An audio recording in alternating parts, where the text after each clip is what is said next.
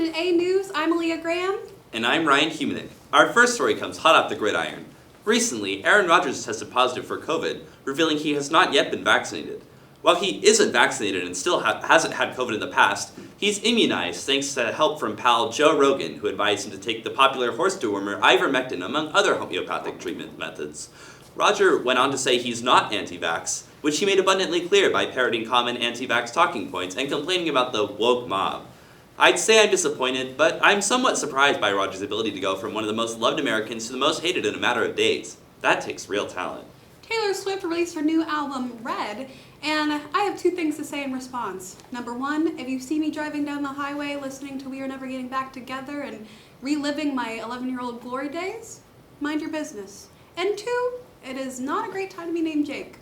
In other news, a resident of Athens was filmed hurling strong language and even punches after a worker asked her to wear a mask and insomnia cookies.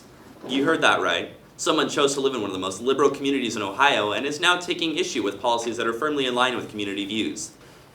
After being recorded in a viral video committing these very acts, the perpetrator is pleading not guilty in her trial.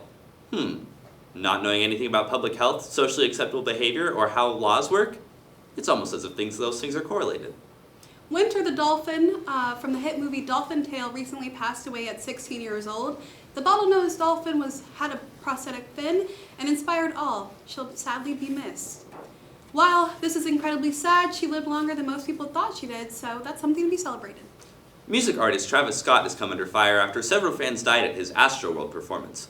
While tragedies like this are known to occur, things have been made far worse thanks to viral videos showing the violence and testimonies that Travis Scott and his staff refused to stop the performance despite the fact that they were in full knowledge of what was happening. It's looking more and more like the only way Scott will escape consequences is if he lives up to the name of his show and goes to outer space. Attention, Camila Cabello and Shawn Mendes have now broken up after 2 years of dating. I guess you could say now there's nothing holding me back from being with Shawn. No? Too soon? We've all giggled at the term gerrymandering in civics before, but the new congressional district map, approved by the Ohio Senate and House, is plain comedic. Here to explain the map and gerrymandering itself is Governor Mike DeWine. Good evening, everyone. It's a pleasure to be here. Really? You're an A News fan? Wait, this isn't the Tucker Carlson's show? Mr. DeWine, the Ohio legislature recently approved a new congressional map. Based on last year's election results, there would only be 2 Democratic districts in the state, despite Ohio's notoriety for being a swing state. Can you explain this? Certainly. See, the Republican Party has struggled recently, due in large parts to the fact that there were fewer of us than Democrats. I wonder how that happened.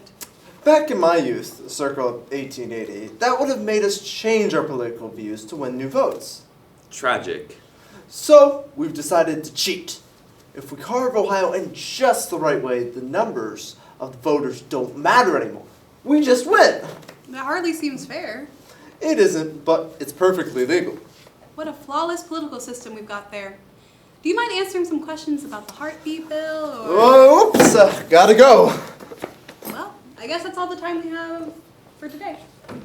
I'm Aliyah Graham. And I've been Ryan Humeniuk, signing off.